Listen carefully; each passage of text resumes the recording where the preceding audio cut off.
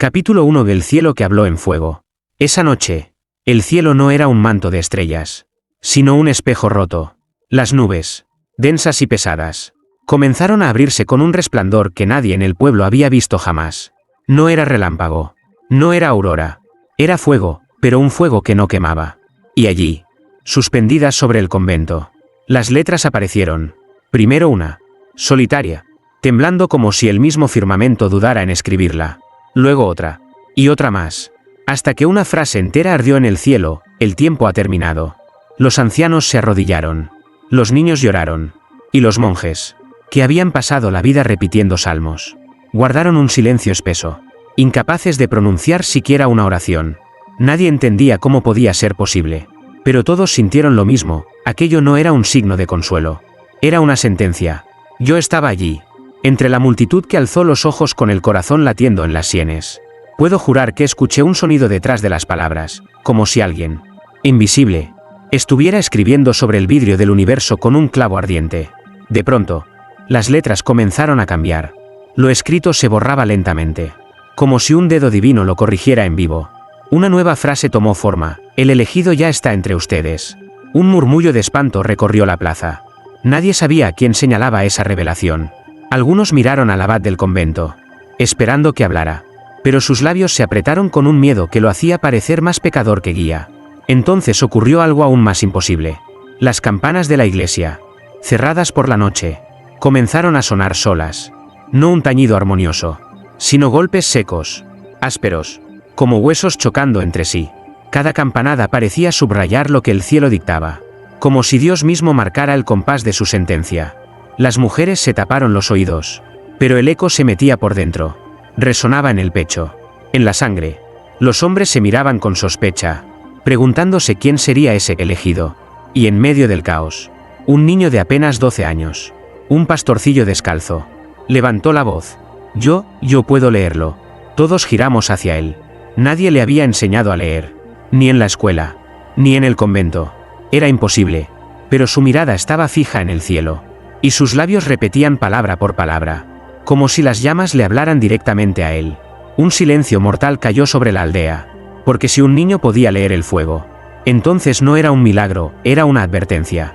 Y esa advertencia, aún hoy, no deja de perseguirme cada vez que miro al cielo. Capítulo 2: El elegido sin nombre. Aquel niño, con los pies descalzos manchados de barro, no tenía nombre para la mayoría del pueblo.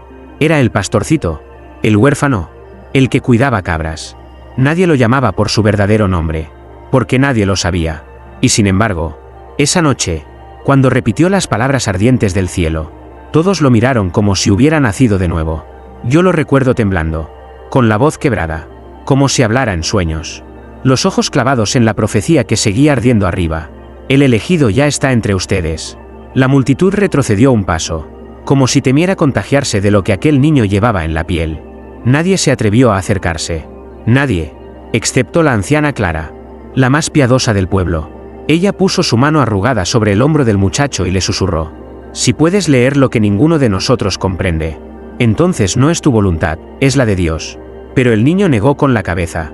Sus labios temblaban, y lo que dijo heló nuestra sangre: no es Dios quien me lo dicta. Las campanas volvieron a sonar. El eco retumbó en las paredes del convento y una grieta se abrió en una de las torres, como si la piedra misma se estremeciera ante aquellas palabras. El abad del convento, con el rostro pálido como cera, levantó la cruz que llevaba colgada y gritó: blasfemia, el demonio habla a través de él. La multitud se dividió en dos. Unos rezaban a gritos, otros observaban al niño con mezcla de miedo y reverencia, porque aunque sus labios negaban a Dios, sus ojos parecían reflejar un cielo más profundo que el nuestro. El fuego en las nubes cambió de nuevo. Las letras se torcieron, reescribiéndose con una violencia que parecía desgarrar el firmamento. Su voz no me pertenece, pero su destino sí. Todos lo vimos, todos lo entendimos. El niño no hablaba en nombre de Dios ni del demonio. Era simplemente un instrumento, un escriba viviente de una voluntad que aún no podíamos nombrar. Esa noche, la gente no durmió. En cada casa, las lámparas quedaron encendidas hasta el amanecer. Las madres abrazaban a sus hijos. Los hombres afilaban cuchillos, no contra ladrones ni animales, sino contra la incertidumbre. Y yo, mientras escuchaba los rezos y los sollozos, pensé en lo más terrible: Si el elegido no tenía nombre, entonces cualquiera de nosotros podía ser marcado la próxima vez que el cielo decidiera escribir. Capítulo 3. El secreto de las campanas. La primera campanada llegó como un latigazo en la oscuridad. Era medianoche exacta. Y aunque las puertas de la torre estaban cerradas con hierro, las campanas comenzaron a sonar solas. No con el repique solemne de una misa, sino con un ritmo roto, enfermo, como si alguien invisible las golpeara desde dentro. El pueblo entero salió de sus casas. Nadie se atrevía a acercarse demasiado al convento. Pero todos escuchaban. Cada campanada se sentía en los huesos, como si la carne no bastara para detener el eco.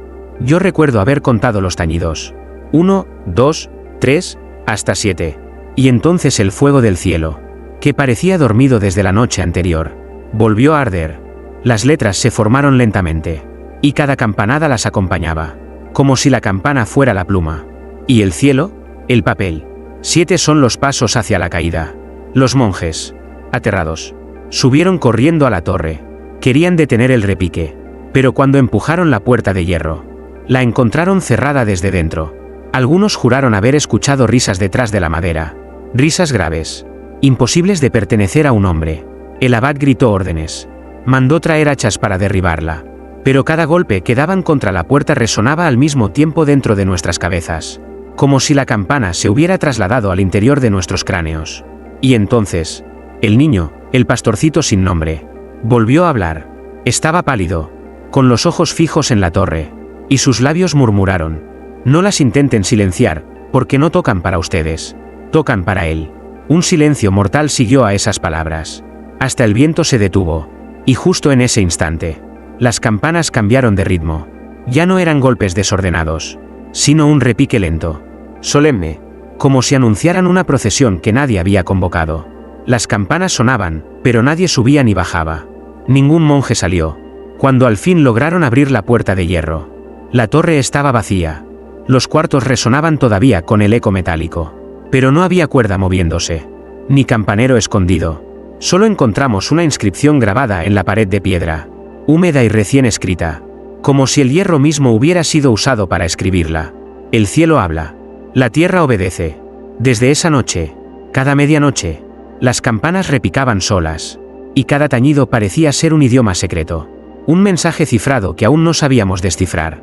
Pero en lo profundo, yo temía algo peor, que no fueran advertencias, sino llamados. Llamados para abrir las puertas de algo que todavía dormía bajo nuestras almas. Capítulo 4. La primera revelación prohibida. Las campanas habían callado al amanecer, pero el silencio no trajo paz. El aire del pueblo estaba cargado de un presentimiento espeso, como si las piedras mismas esperaran la siguiente palabra del cielo. Y esa palabra llegó, ardiente, cuando nadie lo esperaba. Fue en la misa de la tarde. El sol atravesaba los vitrales, tiñendo el altar de un rojo sangriento. Cuando el cielo volvió a abrirse, no hubo nubes, ni relámpagos, solo letras que se dibujaron lentamente sobre el azul, con un brillo helado que hacía temblar los corazones. Traed a quien manchó su fe con traición. El murmullo recorrió la iglesia. Nadie entendía a qué se refería. El abad intentó seguir la liturgia, pero entonces el fuego en el cielo cambió, y un nombre apareció, nítido, imposible de negar: Padre Esteban. Un escalofrío atravesó a todos. Ese nombre pertenecía a un sacerdote muerto hacía un siglo, acusado de herejía y enterrado en los sótanos del convento, en una tumba sellada que nunca debía abrirse. La multitud empezó a inquietarse. Algunos lloraban, otros rezaban con fuerza, y hubo quienes exigieron que se investigara la tumba. El abad, con el rostro desencajado, se negó una y otra vez. No removeremos el pasado, dijo, golpeando el altar con los nudillos. El demonio quiere engañarnos. Pero entonces, las campanas sonaron solas otra vez. Un único tañido, profundo, que retumbó como un veredicto. Y el fuego en el cielo ardió más fuerte, escribiendo una segunda frase: la sangre aún respira bajo la piedra. El pueblo entero corrió hacia la cripta del convento. Yo estaba entre ellos, empujado por la marea de cuerpos y por un terror que me hacía avanzar aunque mis piernas quisieran huir. Al abrir las puertas húmedas de la cripta, un olor insoportable salió como un aliento atrapado durante siglos. La tumba del padre Esteban estaba allí, cubierta de polvo y cadenas oxidadas. Los monjes temblaban, suplicando que nadie la tocara. Pero los aldeanos, enloquecidos de miedo, rompieron las cadenas con mazas y piedras. El silencio posterior fue más terrible que cualquier grito. porque cuando la losa se levantó, lo que vimos no era un esqueleto, era un cuerpo fresco, con la piel intacta, como si hubiera muerto apenas unas horas antes. Sus manos estaban manchadas de sangre húmeda, y en su boca abierta parecía haber un murmullo detenido. Las letras del cielo se encendieron una última vez esa tarde, brillando sobre todos nosotros. La traición nunca muere, solo espera. Y yo entendí que no habíamos desenterrado un cadáver. Habíamos despertado una profecía que había dormido demasiado tiempo. Capítulo 5. La mujer que escuchó a Dios llorar. Después de la tumba abierta, el pueblo ya no era el mismo. Nadie dormía. Nadie confiaba en nadie. Algunos empezaron a decir que lo peor no estaba en el cielo, sino en la propia iglesia, allí donde siempre habíamos buscado consuelo. Fue entonces cuando apareció Clara, la anciana que había sostenido al niño en la primera revelación. Una madrugada, corrió hasta la plaza con los ojos enrojecidos y la voz desgarrada. «He escuchado a Dios llorar». Todos se reunieron a su alrededor. Clara temblaba, con las manos apretadas contra el pecho. Contó que había entrado en la capilla para rezar por los muertos, y que, en medio de su plegaria, un llanto profundo resonó dentro del altar. No era un gemido humano, dijo, ni el eco de las piedras. Era un sollozo interminable, el lamento de alguien que no debía llorar jamás, el mismo Dios. El abad la acusó de delirio, de blasfemia nacida del miedo. Pero yo vi en sus ojos una verdad imposible de inventar.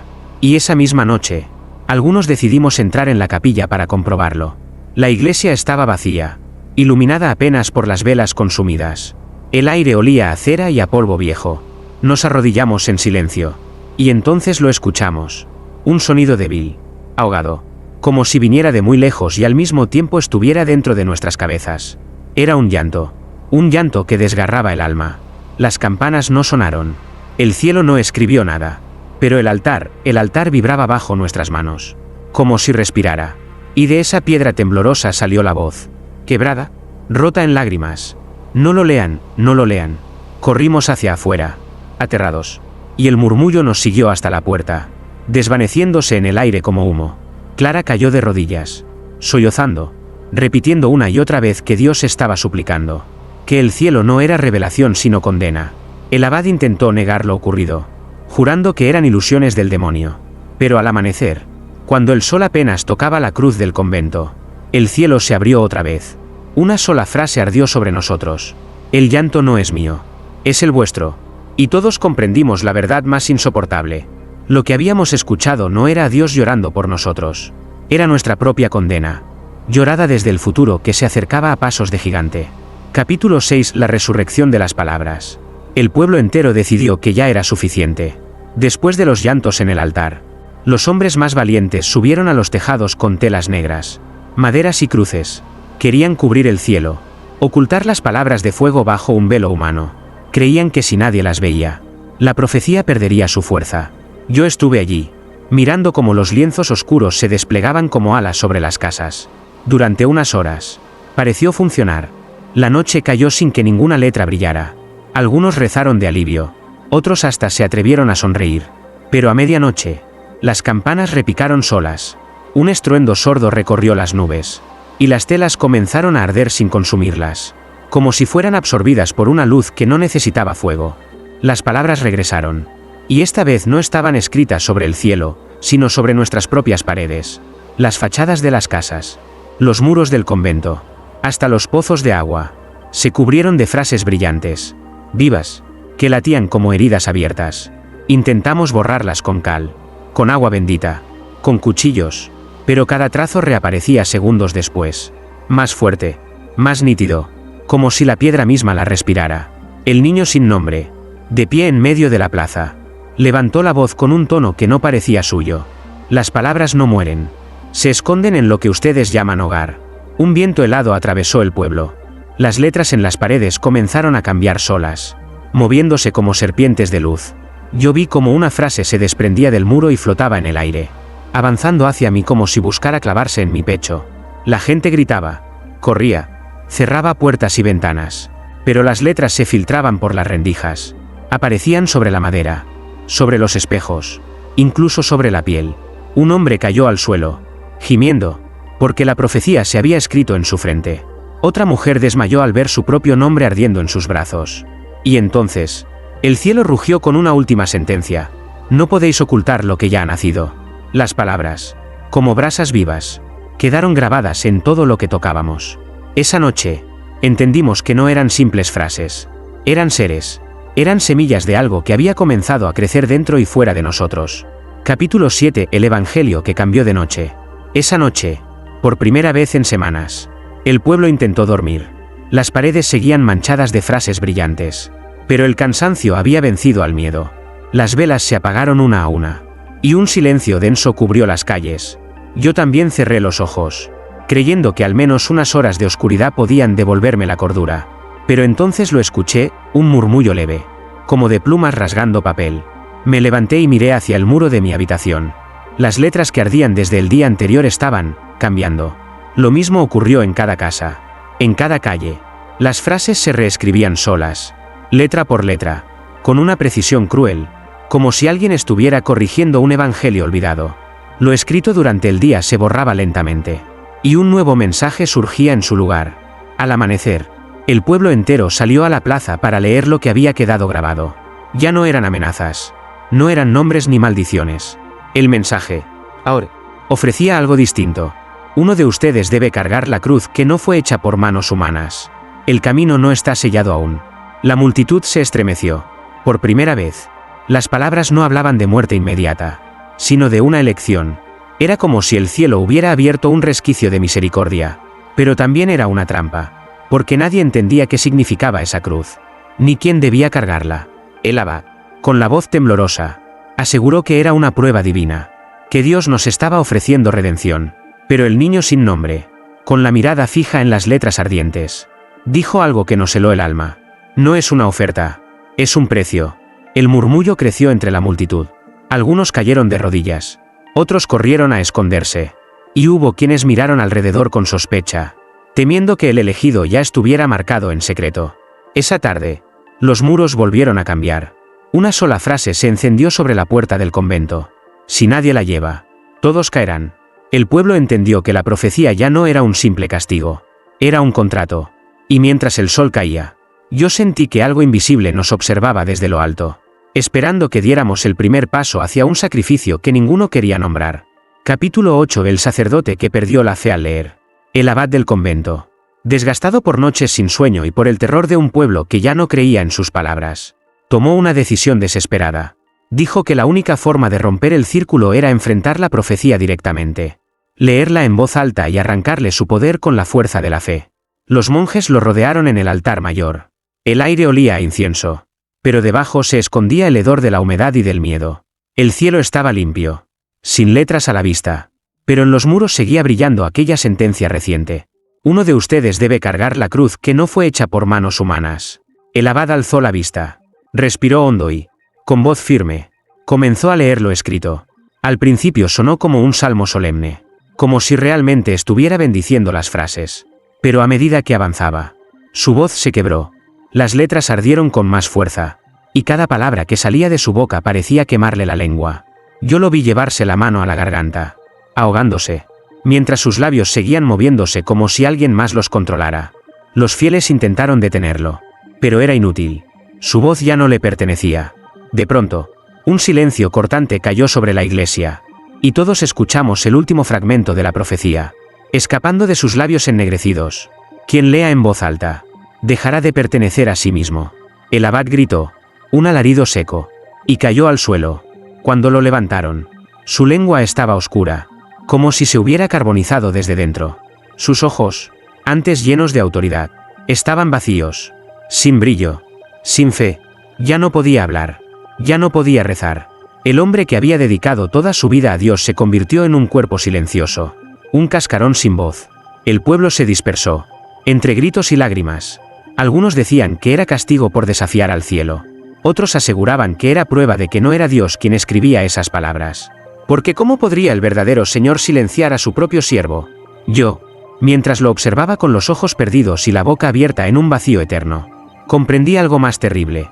La profecía no solo quería testigos, quería intérpretes, y cada intérprete pagaría con su alma. Capítulo 9. El espejo del cielo. Después de que el abad perdiera su voz, el convento quedó huérfano de guía. El pueblo entero esperaba un milagro. Pero lo único que recibimos fue un nuevo espectáculo en el firmamento. Aquella noche, las nubes se abrieron de golpe y un resplandor líquido cubrió el cielo, como si alguien hubiese colocado un espejo gigantesco sobre nosotros. Al principio creímos que era solo un reflejo del fuego, pero entonces, lo vimos. No eran frases escritas, no eran advertencias, era un reflejo. Cada persona que levantaba la vista al cielo veía allí no su rostro, sino la sombra de un acto que aún no había cometido. Un padre de familia se vio ahorcando a su propio hermano. Una madre se vio abandonando a su hijo en el bosque. Un joven se contempló apuñalando a su mejor amigo. Los gritos comenzaron a llenar la plaza. Algunos cayeron de rodillas, jurando que jamás cometerían lo que se mostraba. Otros, enloquecidos, trataban de arrancarse los ojos para no ver. Yo también miré, y lo que vi fue a mí mismo, con las manos manchadas de sangre, sosteniendo un cuchillo que aún no existía en mi casa. Sentí un vacío en el estómago, un frío que me dejó sin aire. No era un pasado, era un futuro escrito en fuego. El niño sin nombre, de pie en el centro, levantó la voz con la calma de un profeta. No son visiones, son confesiones anticipadas. El cielo refleja lo que ustedes harán, no lo que desean. Las campanas sonaron solas, confirmando sus palabras.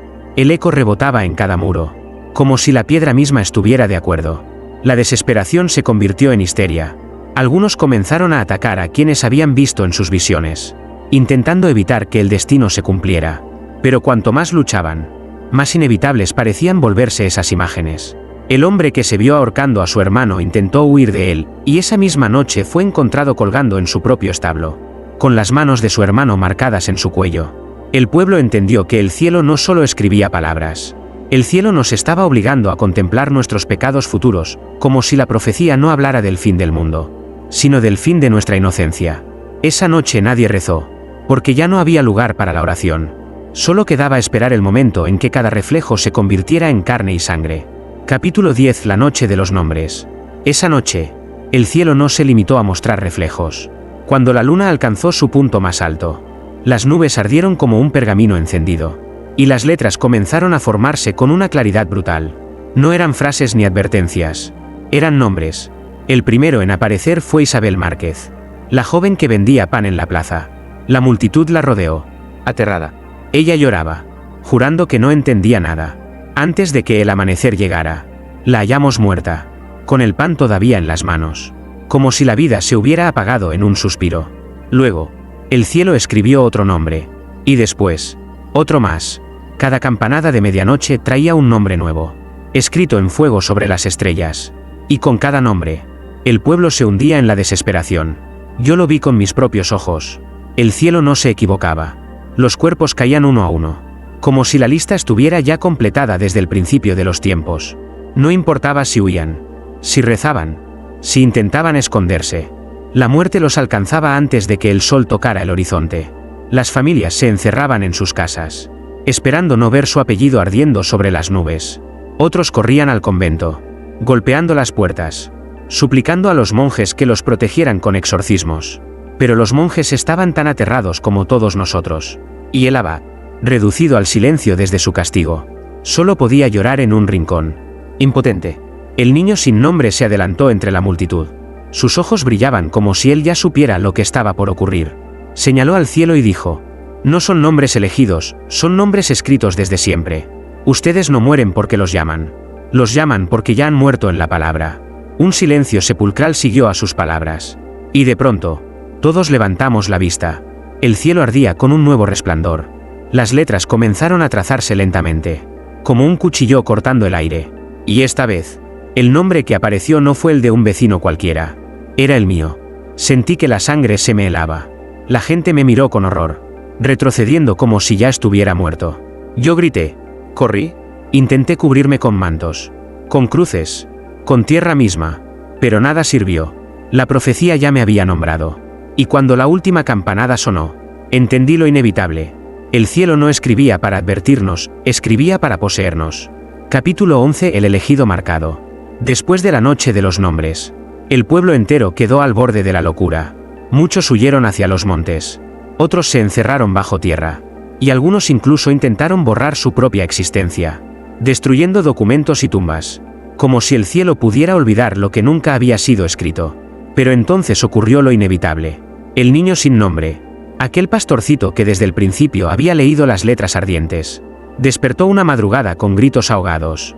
Lo encontraron en el suelo de su choza, retorciéndose, mientras su piel ardía como si fuera pergamino vivo.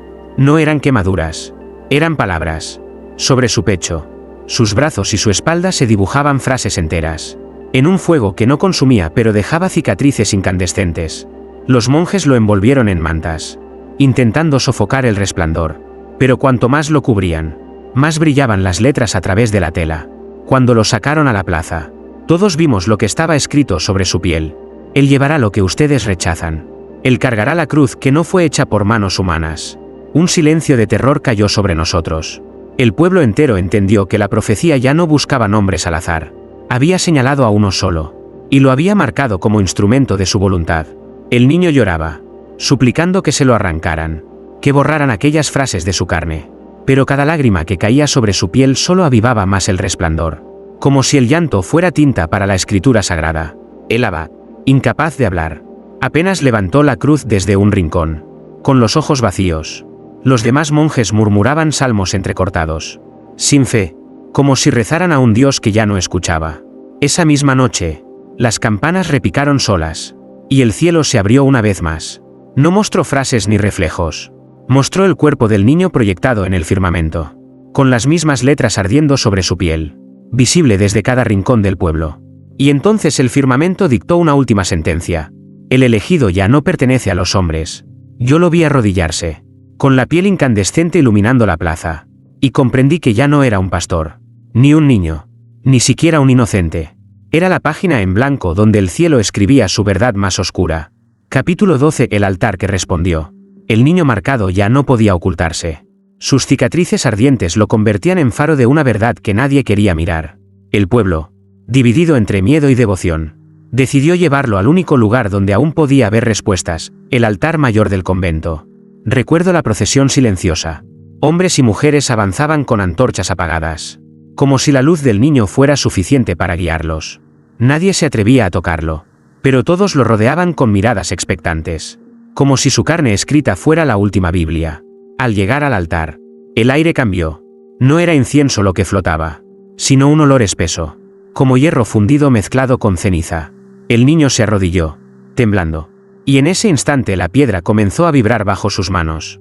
Primero pensamos que era un temblor de tierra, pero luego lo escuchamos. Una voz. El altar habló.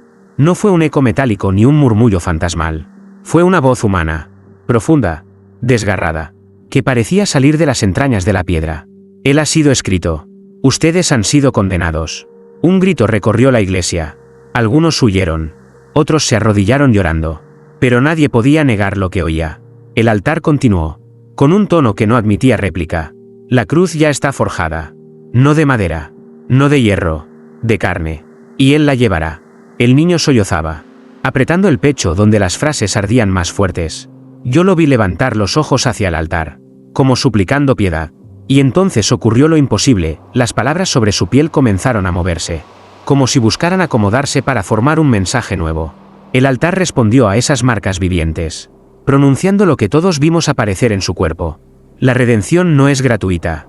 La sangre inocente será la llave. El silencio posterior fue insoportable.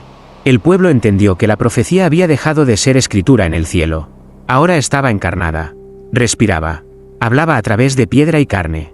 Yo, con el corazón helado, comprendí que ya no se trataba de resistir. Se trataba de obedecer. Porque el altar había dejado de ser objeto. Se había convertido en juez. Capítulo 13. El sacrificio que nadie esperaba. Después de que el altar hablara, nadie volvió a mirar la iglesia como antes. Las piedras, las velas, los vitrales, todo parecía tener ojos. Todo parecía escuchar. El pueblo entero entendía que ya no había escapatoria, la profecía había tomado carne. Y pedía un precio. El niño marcado yacía en el suelo, agotado, con las letras ardiendo bajo su piel como brasas eternas. Algunos lo llamaban santo, otros lo llamaban maldito. Pero todos lo sabían, él era el elegido. Y el altar, con voz grave, lo confirmó. La redención no es gratuita. El mundo se sostiene sobre un sacrificio. Creímos que hablaba de su vida, de su sangre, de su muerte. Pero nos equivocamos. Lo que exigía era mucho peor. El fuego en los muros comenzó a moverse, formando una frase que nos desgarró el alma. No pedimos su muerte, sino su inocencia. El pueblo enmudeció. ¿Qué significa que un niño entregue su inocencia? ¿Qué clase de dios o de fuerza querría un sacrificio así? Los monjes se persignaron. Algunos vomitaron de horror. Y hasta el abad sin lengua golpeó el suelo con los puños, como un animal atrapado. El niño lloraba, temblando, suplicando que no lo obligaran. ¿Qué quieren de mí?, gritaba con la voz rota. ¿Qué soy para ustedes?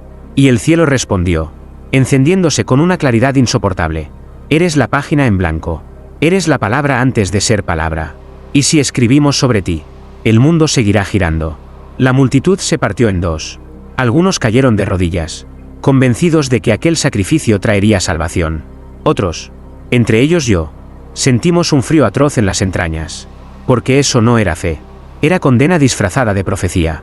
Esa noche, encerrado en mi casa, escuché los sollozos del niño que resonaban por todo el pueblo, como si cada pared fuera eco de su dolor. Comprendí entonces lo que realmente pedía la profecía: no sangre, no cuerpo, no alma, sino lo único que jamás podría recuperarse una vez perdido, la pureza. Y me pregunté, con el corazón apretado, si acaso la salvación del mundo valía la destrucción de un inocente. Capítulo 14. El cielo que se cerró con sangre. La noche del sacrificio llegó sin que nadie la nombrara.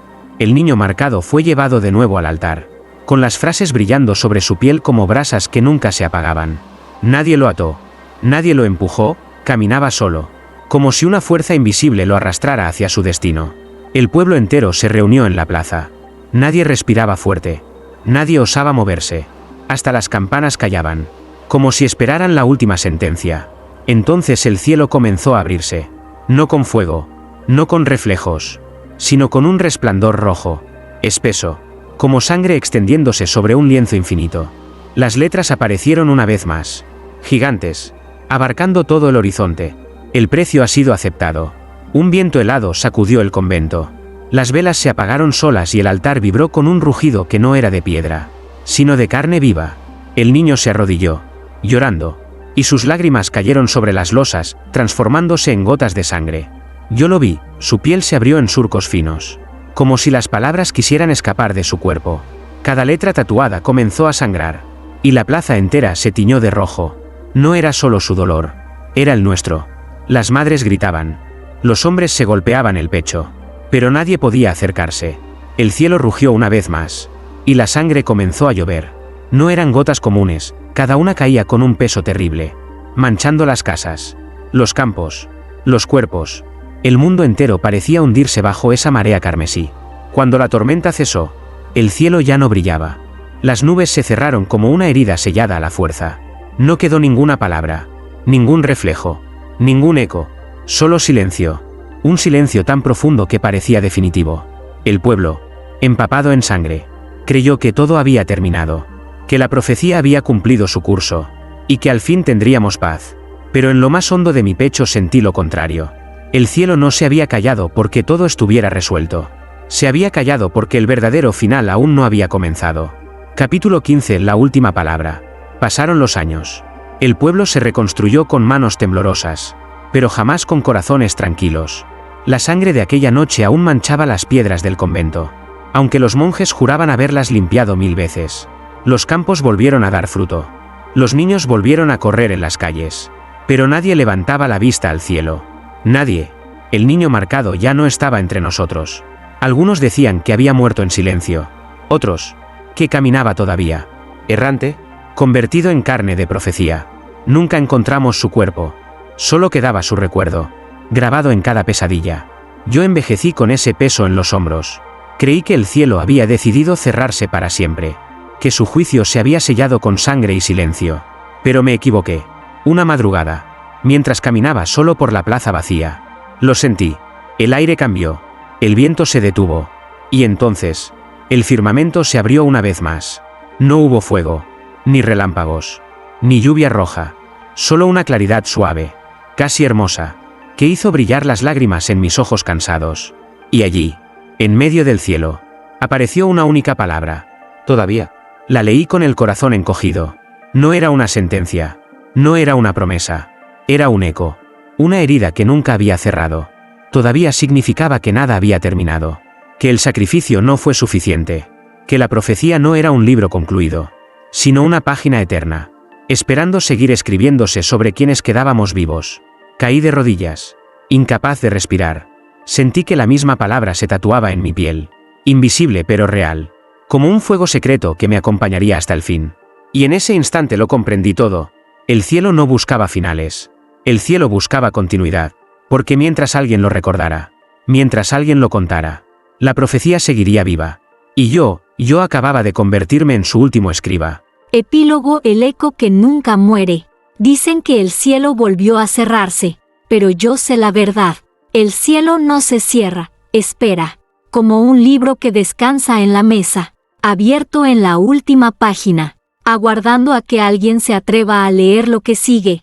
El pueblo quedó marcado para siempre. Algunos huyeron y jamás regresaron. Otros aprendieron a vivir sin levantar la mirada. Las campanas, oxidadas, ya no suenan, y sin embargo, en noches de silencio absoluto, juro escuchar un tañido lejano, como si todavía alguien escribiera desde lo alto.